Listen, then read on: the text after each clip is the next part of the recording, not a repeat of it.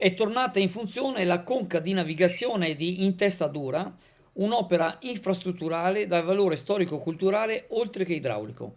Grazie ai lavori sarà dato nuovo impulso alla navigabilità interna nei due sensi di percorrenza del fiume, del Piave verso la Piave Vecchia, detta anche canali di Intestadura, e dalla Piave Vecchia verso il Piave, valorizzando la navigazione turistica anche a favore dei comuni di Musile e San Donà di Piave e garantendo la difesa idraulica in caso di piena.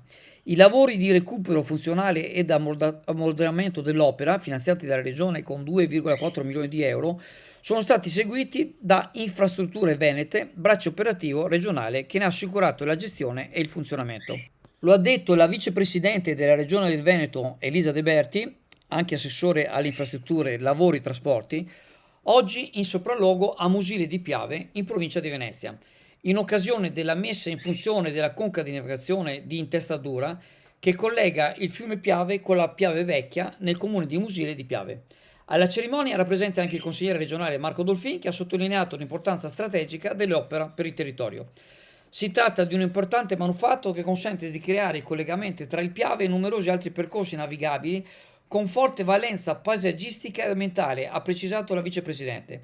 Grazie alla Piave Vecchia, della lunghezza di oltre 7 km, si dà forma infatti ad un importante asse di navigazione che, passando attraverso il nodo di Caposile, consente l'accesso alla laguna di Venezia, a Treviso e alle darsi nei porti di Jesolo, Cavallino e Portegrandi.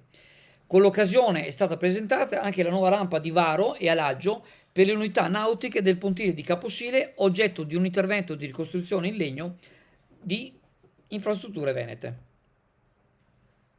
Buongiorno, sono Roberto Pincerato, presidente di IODA, il tuo consulente assicurativo. Siamo presenti in Mirano, Chioggia, Orbassano, Torino.